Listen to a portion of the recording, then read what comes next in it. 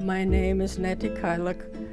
I was born November 21st, 1920 in Horodanka, Ukraine.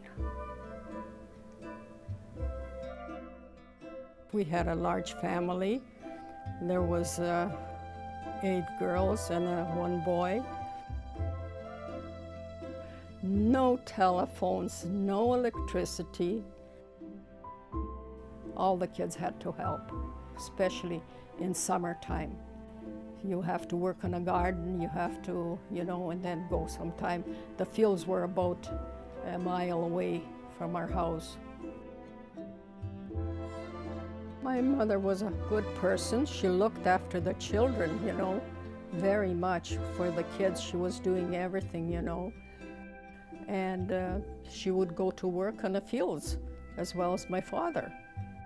He was a religious man, and he was serving in the army. It was actually Austria. My mother made me a doll from a rolling pin, and she wrapped it up like, the face, nice, and she made the eyes there and mouth, She scratched it out, wrapped it up real good, and there was my doll. So I was carrying it around, and that's it. It was a heavy doll, too. I started about close to 6 and started in Polish because that time the Poles took over our country. So I passed Ukrainian and I passed Polish, too.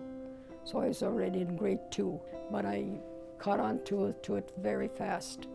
I caught on to any language. Like I came here, I was talking by 3 months, I was talking already English here. My family decided to come to Canada because we had already 2 older sisters in here.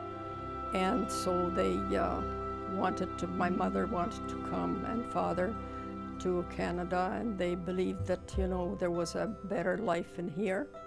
I remember about the trip to Canada, and that big ship actually was. And we hit the storm, and this ship was going, from side to side. Everybody was, bringing up and everything. It was just awful. We first arrived to Halifax. Everything is so new, I didn't see all those things, and I was very inquisitive, to see everything. I was the one that usually mostly lost, when we had to go and catch the train after. And my sister Lena would come and grab me by the neck. My Chloe says, each time I have to look for you, you gotta stay together because we have to go and catch the train. But it was just amazing when we went to stores and all these things, so many things, never seen big stores or anything like that. It was so different. My father had to go to work. He was paid $15 a month, and the girls all went, for private house, $8, $10 a month. I started working, that was when I passed to grade 7, and then I needed a pair of shoes. So my father says, I haven't got no money. So he says, you have to go to work. During the summer, I went to work on the fields. They were picking people up from 6:30 or so in the morning. They come with a truck to take all the workers, to work on fields, to about 5, 6 mostly, for $1 a day. I met my future husband in Winnipeg, in a dance hall. It was on Selkirk and Maine. He walked up to me and asked me for a dance, of course, and I says, I can't dance and that. And he says, well, I can't dance either. He says, come on, we both are going to learn. We were married on November 11th, 1937. My sister came with my mother and went to the church, and the priest was there and married us, and just the 4 of us. We lived on Jarvis Avenue. There was a room, a lady was having a rooming house, paying $5 a month.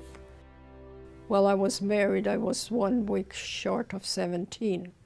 And then I had my first baby a year, and he was born the same date we took marriage.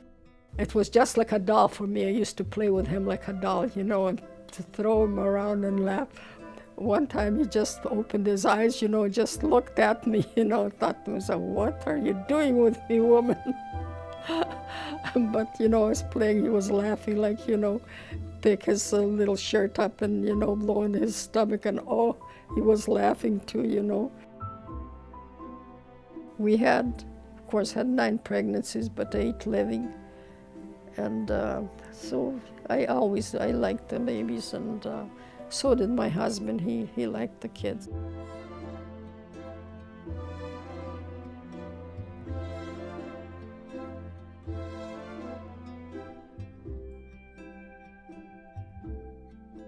The woman bought the place where we had rented the house, and we had to get out from there because her boy was coming.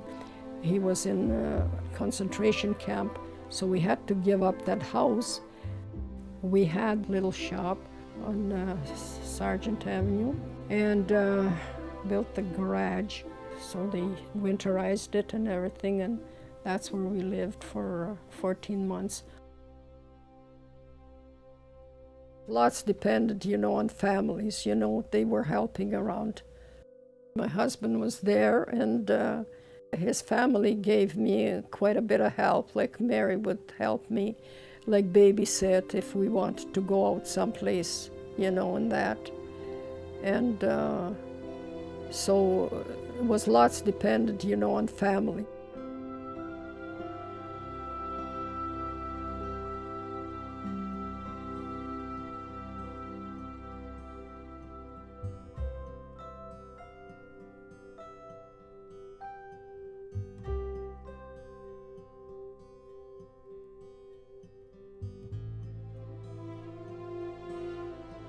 We used to go in summertime to my sister's place on the farm in Springfield. We had lots of vegetables from her farm. She never charged lots. And the kids really liked it there because they can really play there and everything. So other cousins came. We had, you know, a nice talk and that, and it was really nice to get out there, and she was happy to see us, and we were happy to go there. On Sundays, we would like to also go to the beach in summertime and have a nice time there. We had a friend there. Well, my husband had a friend there in Matlock, and the kids really had a nice time. My husband could swim, and he taught the boys how to swim, and they had very nice time. And me, well, I was doing the cooking and so on, would go with them for a while too there, right by the water there. And it was very nice, and had a nice time. And so during the summer we used to go there too, as well as my sisters. And it was very nice. It was a nice house. It was our house. It was built by us, by my husband and his brother. I think that the children all the time, you know, bring their friends, different, the daughters brings their, and then the boys bring their friends, and it's always, you know, an open house sort of thing. But, you know, with a family, a large family like that, you expect it. So I like them to come, you know, and that, have a good time. We had to move from Sherbrooke, and we had the shop built already by that time. Lived there about 30, 35 years or so. The tailor shop we had was always busy. It was a gathering place at times, you know. 2 brothers and a sister worked in our tailor shop.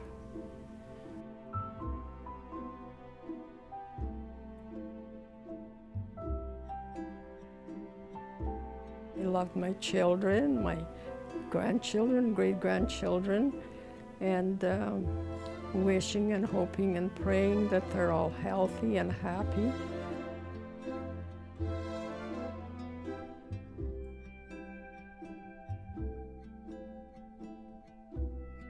Today is August 4th, 1981.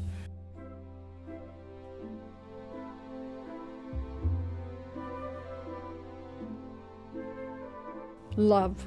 Love is the most important. And, you know, like, give unto others as you want them to give unto you. And I believe in that.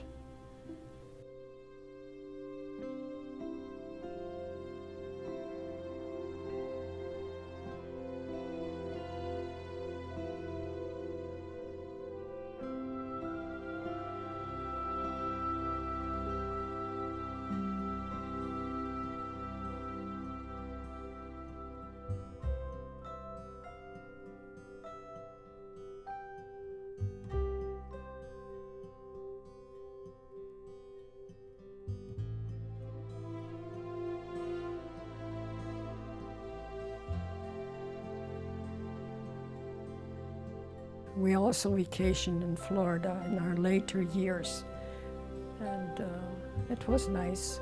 I even had some of them, our own kids, come over, stay for a while. Our son, Kenny, and his wife, and the little child at the time they had, Colby, stayed with us for a couple of weeks. That was very nice. And then my other daughter came with her husband and the kids and stayed.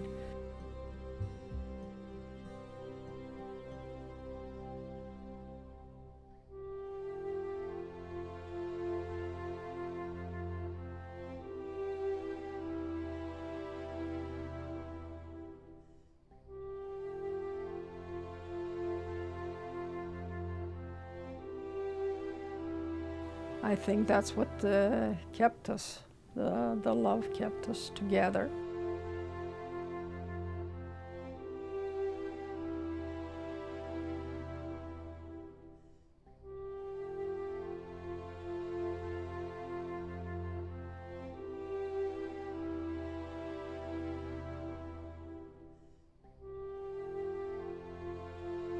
Nettie? And? Well, And how long have you been married for? 63 years.